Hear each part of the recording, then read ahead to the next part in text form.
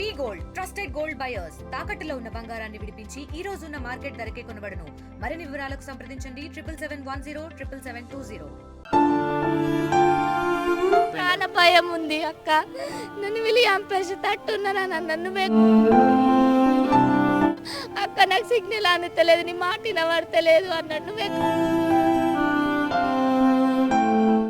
వివాహితర సంబంధాలు ప్రాణాలు తీస్తాయని తెలిసినా ఎవ్వరూ మారడం లేదు. చాలా మంది యువకులు అడ్డదారులు తొక్కుతూ పండంటి కాపురాలను నిలువునా కూలుస్తున్నారు. చివరికి అవమాన భారంతో ప్రాణాలు తీసుకోవడం లేదా అవతలి వ్యక్తి ప్రాణాలు తీయడం చేస్తున్నారు. కరీంనగర్ జిల్లాలో వివాహితర సంబంధం కారణంగా ఓ యువకుడు దారుణ హత్యకు గురైన ఘటన కలకలం రేపింది.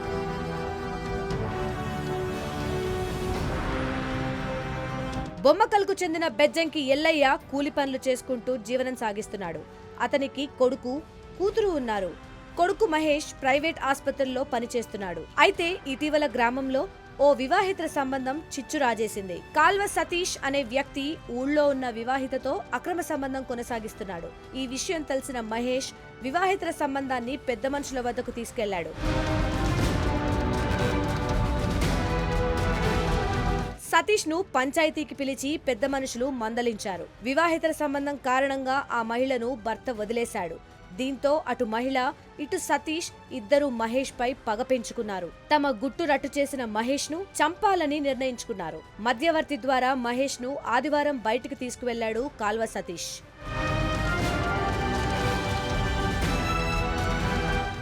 ఊరు చివరన కెనాల్ సమీపంలో ముగ్గురు కలిసి మద్యం సేవించారు. మద్యం మత్తులో సతీష్, మహేష్ల మధ్య మళ్లీ గొడవ జరిగింది. దీంతో బీర్ బాటిల్తో మహేష్ తలపై కొట్టి అతని గొంతు కోశాడు సతీష్. అతను చనిపోయాడని తెలుసుకుని అక్కడి నుంచి పారిపోయాడు. సమాచారం అందుకున్న పోలీసులు, గ్రామస్తులు హుటాహుటిన ఘటనా స్థలానికి చేరుకున్నారు. అప్పటికే మహేష్ మృతి చెందడంతో మృతదేహాన్ని ఆస్పత్రికి తరలించారు. హత్య కేసు నమోదు చేసి పోలీసులు దర్యాప్తు చేస్తున్నారు. చనిపోయే ముందు తన తమ్ముడు చివరగా తనకే ఫోన్ చేశాడని మృతుడి సోదరి చెప్తోంది. తనను చంపేస్తున్నారని, కాపాడాలంటూ చెప్పాడని కన్నీరు పెట్టుకుంది. నెట్వర్క్ సరిగ్గా లేకపోవడంతో ఫోన్ కట్ అయిందని, ఆ వెంటనే ఫోన్ చేసినా తన తమ్ముడు తీయలేదంటూ బోరున విలపించింది. ప్రాణ భయం ఉంది అక్క.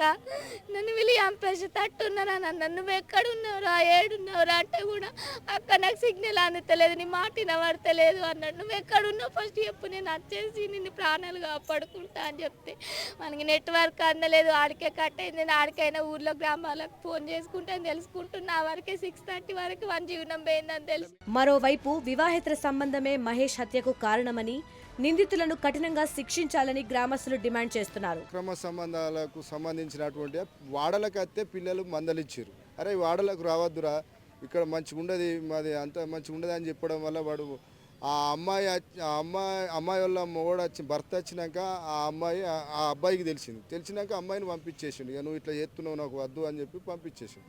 పంపించిన తర్వాత కొద్ది రోజులకు వీడు మళ్ళీ కాల్వ సతీష్ అనేటోడు ఆ అమ్మాయికి మళ్ళీ లైన్ కలుపుకొని మాట్లాడుకుంటుండే. వాళ్ళిద్దరు లేకపోతే నేను నా భర్తకు నేను దూరం అయిపోయినా, వాళ్ళిద్దరు దొరకబెట్టి నువ్వు వాళ్ళను చంపాలి అనే దాని మీద ఈ అమ్మాయి వీనికి కాల్వ సతీష్కి చెప్పడం జరిగింది. సతీష్ అనేటోడు ప్లాన్గా ఆనికి బీరు కొనుకొచ్చి తాగి అది చేసి వీడు నిలబడి ప్రిపేర్ అయి ఉన్నాడు అన్నట్టు. సతీష్ గారు ఊర్లో ఏమనుకుంటున్నారు అంటే వీడు 10 లక్షలకు మాట్లాడుకొని 5 లక్షలు మొన్న తీసుకొని ఈ వారం 10 రోజుల నుంచి ప్లాన్ చేయడం జరిగింది. చూసారా, వివాహితర సంబంధం తప్పని చెప్పినందుకు ఓ నిండు ప్రాణాన్ని బలి తీసుకున్నారు. ఇలాంటి వాళ్లను కఠినంగా శిక్షిస్తేనే మిగతా వాళ్లలో భయం పుడుతుందని జనాలు కోరుకుంటున్నారు. మరిన్ని వీడియోస్ కోసం ఛానల్ ని సబ్స్క్రైబ్ చేయండి. లేటెస్ట్ అప్డేట్స్ కోసం వాట్సాప్ ఛానల్ ని ఫాలో అవ్వండి. ఆ లింక్ డిస్క్రిప్షన్ లో ఉంది.